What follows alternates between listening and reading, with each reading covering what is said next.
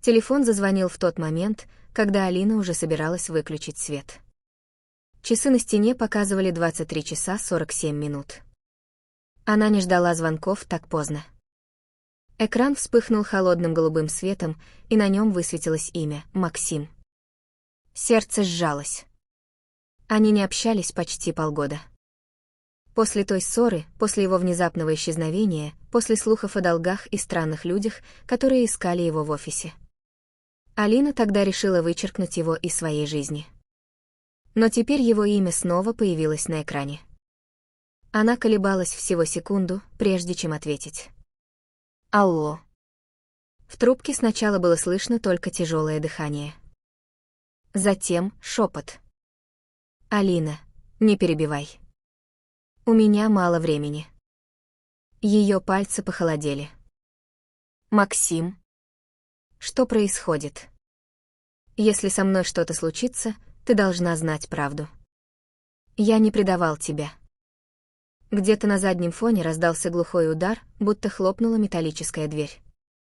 Алина инстинктивно оглянулась, словно звук мог вырваться из телефона в ее квартиру. «О чем ты говоришь? Где ты?» «Они нашли меня. Я пытался все исправить. Долг был не мой. Это была ловушка. Я подписал документы, думая, что помогаю другу. А оказался крайним». Голос Максима дрожал, но не от страха, от спешки. «Кто они?» «Максим, скажи адрес, я вызову полицию». В трубке раздался короткий смешок. «Полиция. Среди них есть тот, кто носит погоны. Я не могу доверять никому, кроме тебя». Связь на секунду оборвалась, затем вернулась с треском. «Слушай внимательно. В моем старом сейфе в офисе на Лесной лежит флешка. Пароль, дата нашего знакомства. Там все: переводы, подписи, записи разговоров. Если со мной что-то случится, отдай это журналистам». Алина почувствовала, как к горлу подступает ком. Она вспомнила тот день, 14 апреля. Весна, дождь и Максим, который случайно пролил кофе на ее пальто, а потом весь вечер извинялся. «Максим, ты пугаешь меня». Снова шум. Теперь отчетливо шаги. «Они уже здесь», — прошептал он. «Алина, прости меня за все. Я хотел защитить тебя, поэтому и ушел. Не смей прощаться». Ее голос сорвался. «Скажи, где ты?» В ответ только глухой удар и крик. Затем линия оборвалась. Алина несколько секунд смотрела на потухший экран. Затем перезвонила. Абонент вне зоны доступа. В ту ночь она не сомкнула глаз. Мысли путались. Это могла быть ловушка. Максим всегда умел попадать в неприятности. Но в его голосе было что-то настоящее, что-то, что не сыграешь. Утром она узнала новости. В промышленной зоне найдено тело мужчины. Предположительно, самоубийство. Имя не называли, но внутри все уже знало ответ. Через 2 часа ей позвонили с незнакомого номера. «Вы знали Максима Рогова?» — спросил сухой мужской голос. «Да. Нам нужно, чтобы вы приехали на опознание». Морг встретил ее запахом холода и формалина. Когда санитар откинул простыню, Алина едва устояла на ногах. Это был он. Но что-то было не так. На его запястьях остались следы, красные полосы, словно от веревок. А в новостях говорили о прыжке с высоты. «Это не самоубийство», — тихо сказала она. Следователь поднял на нее усталые глаза. «Вы специалист?» «Нет». Но я слышала его последний звонок. Он замолчал, изучая ее лицо. О чем он говорил?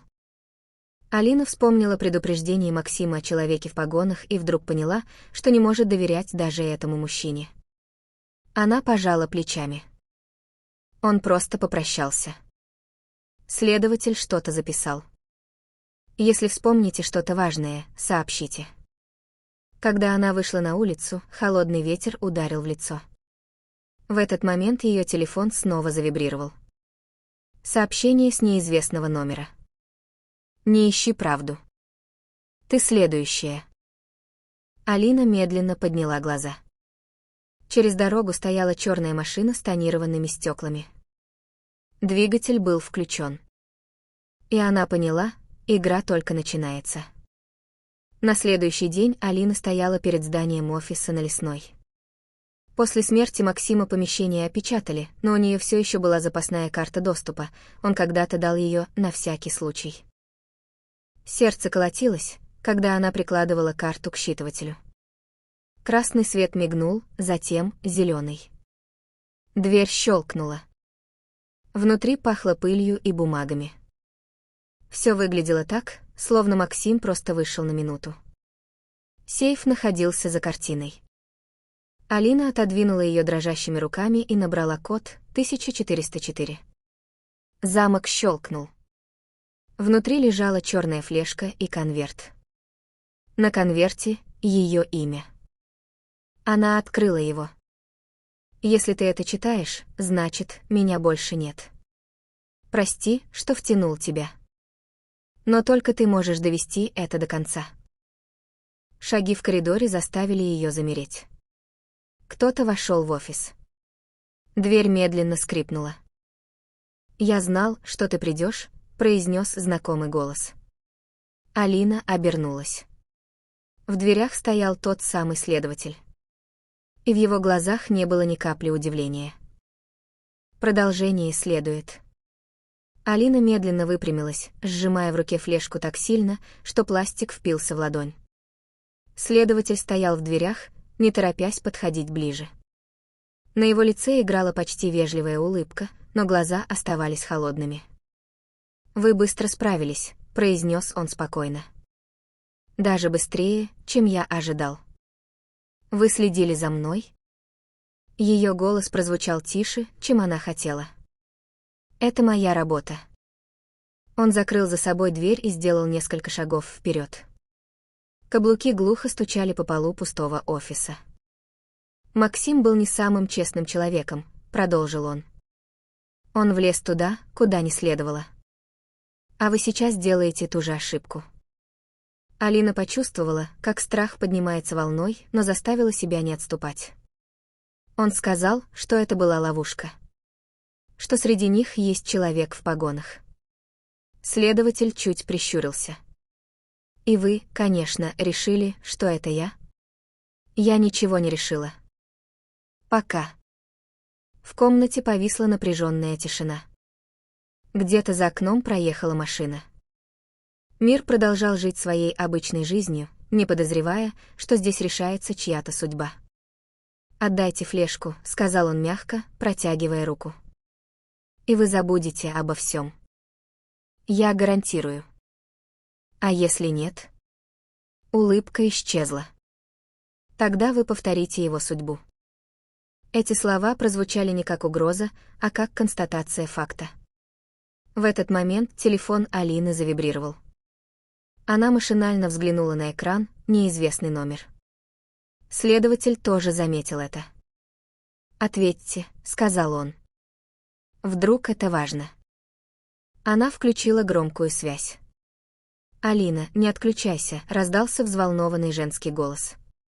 «Это Ольга, бухгалтер Максима. Я знаю, что ты в офисе. Тебе нельзя там оставаться». Следователь резко побледнел. «Кто это?» — прошептала Алина. «Он все подстроил», — продолжала Ольга. «Самоубийство, долги, все. Максим собирался дать показания против него». Связь оборвалась. В комнате стало невыносимо тихо. Следователь медленно опустил руку. «Глупая девчонка», — процедил он. Она всегда лезла не в свое дело. Алина сделала шаг назад. «Значит, это правда». «Правда». Он усмехнулся. «Правда в том, что ваш Максим решил поиграть в героя. Он думал, что сможет шантажировать серьезных людей. Вы его убили? Мужчина не ответил сразу. Он подошел ближе, настолько, что Алина почувствовала запах его одеколона. «Он сам сделал выбор», — сказал он тихо. «Я лишь помог последствиям случиться быстрее». Сердце Алины билось так громко, что заглушало мысли. Но вдруг она вспомнила еще одну фразу Максима: «Если со мной что-то случится, отдай это журналистам». «Вы забыли одну деталь», — произнесла она, стараясь говорить спокойно. «Какую же?» «Я не храню важные вещи в одном месте». Следователь нахмурился. «Что вы имеете в виду?» Алина достала телефон и нажала на экран. Файл уже отправлен. На самом деле она только что нажала кнопку записи разговора, но он этого не знал. В его глазах мелькнуло сомнение. Кому? В несколько редакций. И одному блогеру, который любит разоблачение. Это была игра Варбанк. Но сейчас ей нужно было выиграть хотя бы несколько секунд. В коридоре послышались шаги. На этот раз не один человек, несколько. Следователь резко обернулся. Дверь распахнулась, и в офис вошли двое мужчин в форме. «Что здесь происходит?» — спросил один из них. Алина заметила, как лицо следователя изменилось. В нем впервые появилась настоящая тревога. «Все под контролем», — быстро сказал он. «Я веду дело». «Уже нет», — ответил второй. «Вас отстранили час назад». Мужчина медленно повернулся к Алине. «Вы что-то передали в отдел внутренней безопасности?» Она замерла. «Внутренняя безопасность». Значит, Максим все-таки успел. Или Ольга. Следователь попытался выйти, но его остановили. «Вам придется проехать с нами». Он посмотрел на Алину долгим, тяжелым взглядом. «Вы думаете, на этом все закончится?» Произнес он тихо. «Вы даже не представляете, во что влезли». Его увели. Когда дверь закрылась, ноги Алины подкосились. Один из сотрудников поддержал ее. «Вы в порядке?» Она кивнула, хотя внутри все дрожало. Это было не самоубийство, правда? Мужчина посмотрел на нее серьезно. Мы давно его проверяли. Но доказательств не хватало. Ваш звонок помог. Алина сжала флешку. Здесь еще больше. Через несколько дней новость взорвала город. Коррупционная схема, подставные фирмы, исчезнувшие миллионы. Имя следователя фигурировало в каждом заголовке. Максиму посмертно признали свидетелем по делу. На его похоронах Алина стояла молча, держа в руках белые цветы. Ветер трепал ее волосы, а в памяти все еще звучал его последний шепот: «Я не предавал тебя». Она опустила цветы на землю. «Я довела это до конца», — тихо сказала она. Телефон снова завибрировал. На экране — сообщение. «Ты думаешь, это победа?» Номер был неизвестен. Алина медленно подняла взгляд к серому небу. История закончилась. Или только началась.